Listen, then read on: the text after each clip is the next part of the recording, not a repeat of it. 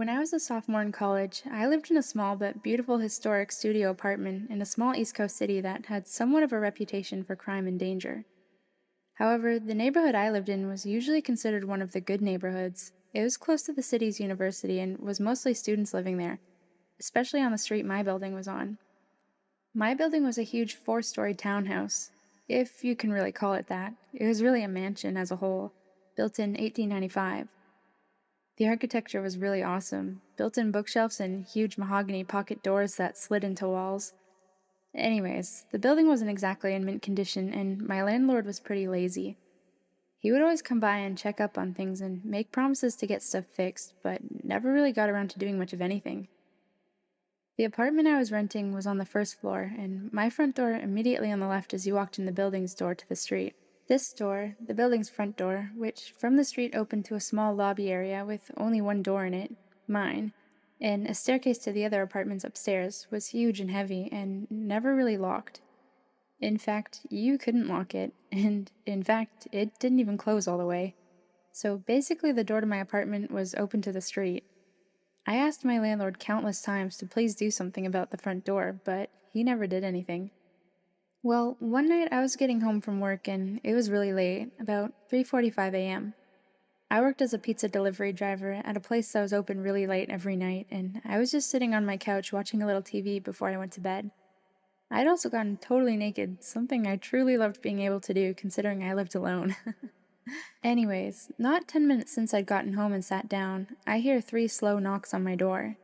I'm thinking, who the fuck would be at my door at this hour? What could they possibly want? And why didn't I hear the building's front door open like I normally do? Young and naive, I was half scared and half intrigued. I put a robe on and slowly crept towards the door, which, by the way, was literally right next to the couch where I was sitting. At this point in time, my door didn't have a peephole, so I just had to kind of take a leap of faith and open the door. When I did, a tall, emaciated, middle-aged man stood staring down at me with low eyes and a grin. He was wearing all black in many layers and a big black trench coat. The first thing he said was, "Can I come in?" With the door barely open, I got a deep pit in my stomach and just went, no man, what's up? He just stared into my eyes for a second, clearly disappointed, and then said, "I've seen you around," and then started to grin again. The pit in my stomach had evolved into a churning sensation, and I was starting to get nauseous.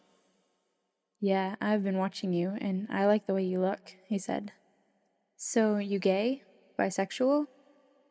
I was just like, "I don't know, but it's getting late. I'm going to bed. Bye." He kind of nodded and lingered for a second, as did I, watching to make sure I saw him leave the building. Once he did, I closed the door, locked it, and stood with my hand still on the knob for a good minute at least. After I snapped out of my shock, I ran over to my couch and pushed it up against the door. I ended up sleeping on the couch that night. Even though it was right there, it just made me feel safer, like I could hear if something happened. Well, nothing happened that night, and it wasn't until about a week later, on one of my nights off from work, that I was sitting around my apartment winding down by myself after I had some friends over drinking and smoking a little bit, as college kids do. All of a sudden, I heard a weird rattling noise coming from across the room, so I turned off the music I was playing to find out that it was coming from none other than my front doorknob. I looked at it for a second and saw that both the knob and the top lock were jiggling. Someone was trying to get in. Like a deer in the headlights, I was frozen, staring at things wiggle and shake until I started to see the top lock actually budge and start to turn. I leapt up from my chair and soared to the door, grabbing tightly on the lock and forcefully twisting it back to being locked. The jiggling of the lock and knob stopped for a second because whoever it was clearly knew that I knew. It was only a second, though, before they just started struggling again, and I had to use all my might to keep it still. Sweat was dripping down my forehead and ribcage after about 15 seconds of wrestling with this intruder. It suddenly stopped, and I heard the building door open and close, and footsteps run down the stairs of the stoop of the sidewalk. Just like I was before, I was paralyzed with my hands on the door for a good while before I realized I was crying and shaking and that I needed to call someone. My instinct was to call the police. In hindsight, I regret this for the following reasons. I was having basically a panic attack while I was on the phone with 911 and actually threw up during the call. And I think that's why they decided I was just fucked up or something. When the two police got to my apartment, they stood in my doorway as I struggled to recount to them what had happened as I was shaking and crying. I noticed at one point they're both smirking and laughing and say, "What's funny right now?" One of them goes, "It reeks of marijuana." I was just like, okay, and basically argued with them after that. Long story short, they ended up confiscating a bunch of shit from my apartment and basically turning the whole situation into a little mini drug bust. Although they said they weren't going to charge me with anything, just take my shit. Nothing about this attempted break in besides keep your door locked. I was devastated and felt so helpless. I hate to make this story so long, so I'll try to keep the last part short. Basically, the same scenario happened one more time about 2 weeks from the last time, only instead of calling the police, I called my dad, who raced down in an hour, 2 hour drive from his house to this place, with a crowbar up his sleeve. Unfortunately, by the time he got here, whoever it was had already left. They didn't struggle very hard this time. My dad ended up cussing out the landlord and demanding he get the door fixed and install a new lock and peephole on my door. He did make this happen within a reasonable amount of time, and I also got one of those bars you wedge between the doorknob and the floor, as well as an aluminum baseball bat to protect myself with. So I felt a lot better from then on. Needless to say, though, I ended my lease for that apartment a month early and never moved back to that street. I never found out for sure who was trying to pick my locks and if it was the guy who had come to my door the first time, but whoever it was, let's not meet.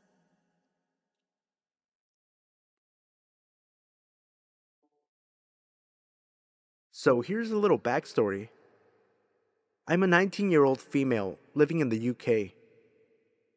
I was on my day off from work, as I worked 6 days a week at a very unpopular delivery service called Yodel. My mom was out the night before, staying at my grandmother's house due to her being ill. I have two small dogs, both Chihuahua Cross Yorkshire Terriers, who don't really need all that much walking, but this Sunday morning I was feeling it. It was around 7:30 in the morning, which means it was still pretty dark out when I put their coats on and left the house. The local park is a 2 minute walk away from my house, which I had no problem getting to. So, cut to about 10 minutes into my walk. I'm halfway around the park when I notice that it's brighter than usual. I turn around to see a parked car in the parking lot, with its lights on full beam, directed straight at me. Now, at this point, I'm starting to feel uneasy as I'm about to start making my way back there, as that is the way that I had entered the park. Something in my gut told me that it was an incredibly bad idea, so instead, I decided to cut across to the adjoining field and make my way across from there, as there was a public pathway running parallel to both fields. So again, cut to about 15 minutes later, and I'm starting to calm down, feeling like I had overreacted to the whole situation. I get to the end of the public pathway. I've passed a few harmless people, and I'm feeling pretty stupid at that point. What I had forgotten was that the parking lot previously mentioned was just up the road, and the road I had come out at connected to it.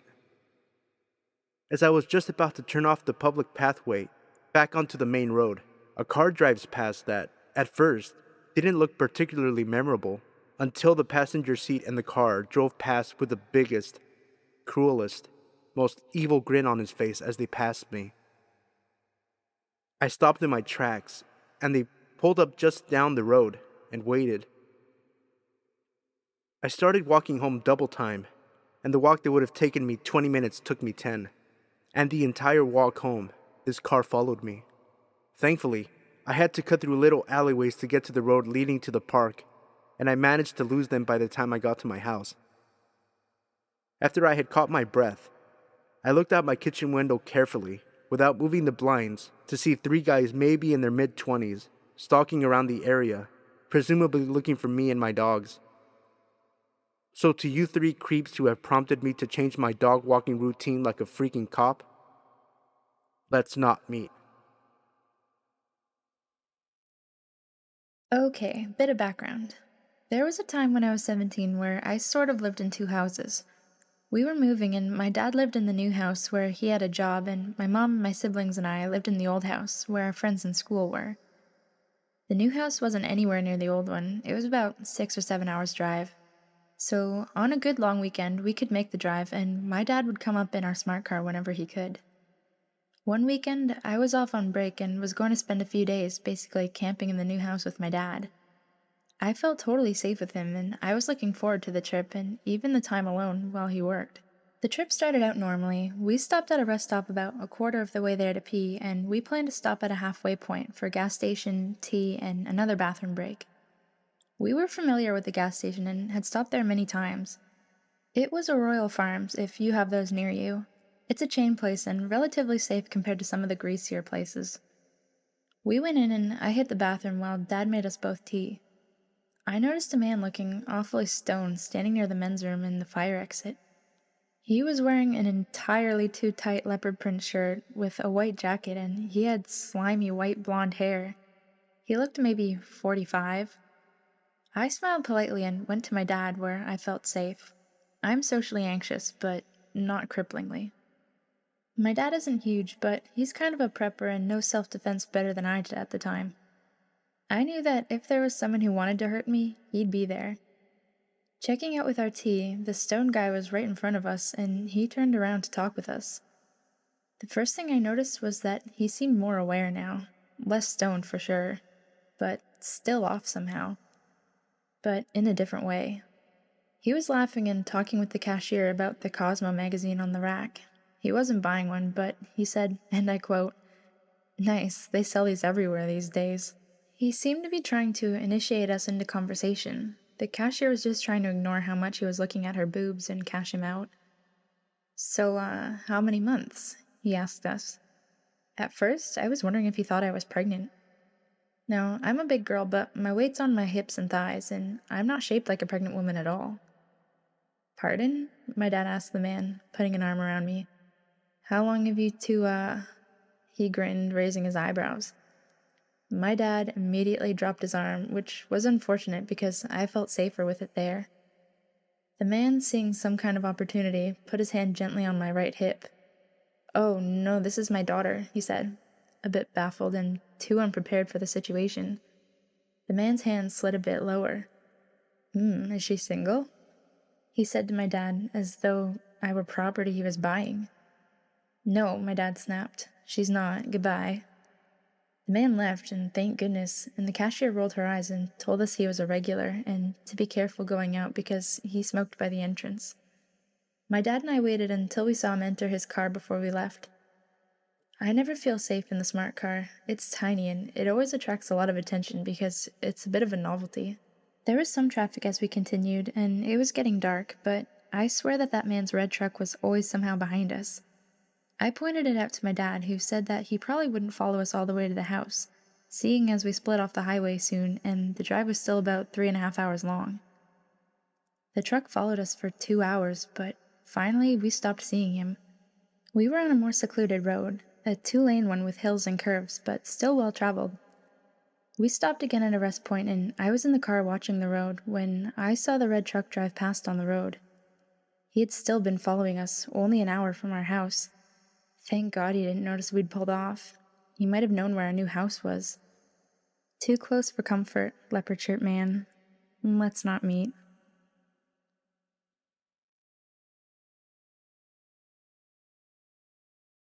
I live in a small town in Canada. I'm a 16-year-old half Asian and half Native American girl, but I pass as full Asian. It's relevant to the story. A lot of people here hate Asians and or have yellow fever.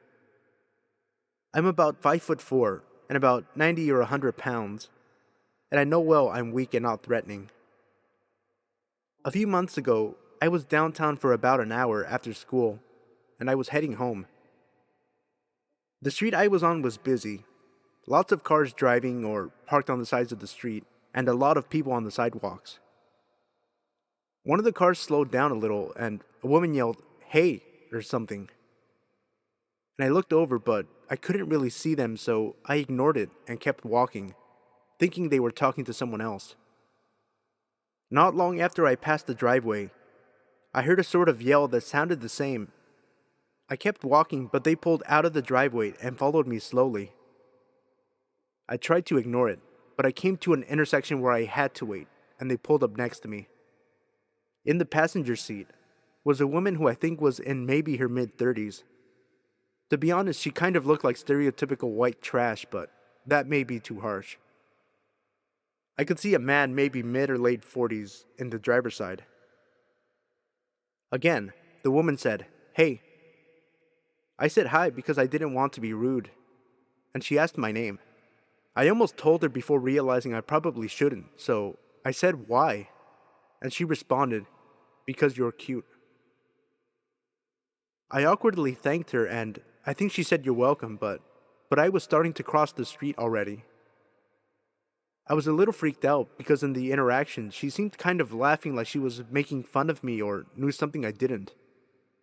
I saw the car again a couple of times, and they seemed to be circling blocks trying to keep up with me or know where I was. I was scared because soon I would reach my house and they would see me going in and know where I live. I heard them come up behind me and the woman said something again. I tried to ignore her, but she kept going and said things like, "Turn around. Why won't you talk to me?" I didn't want to be rude, but I was very uncomfortable. When I wouldn't talk to her and started walking faster, she started yelling things more violent and saying they wanted to take me somewhere or tell me or show me something. She called me a squinty eyed chink, said I should go back to my own country if I don't even speak English. I was starting to tear up because I was confused and I was alone, and they were both much bigger than me. I walked straight past my house and went on for 6 or 7 blocks to my stepmom's friend's house. They seemed to follow me until 2 streets before the house, sometimes still saying things, but I couldn't hear or I don't remember. I don't know why they gave up there. My stepmom's friend luckily was home and let me in and called the police, but they never found the people. Probably because I never saw the license plates. I've been followed before, but nothing like this happens to me often, so to the laughing woman, I really, really hope we don't meet again.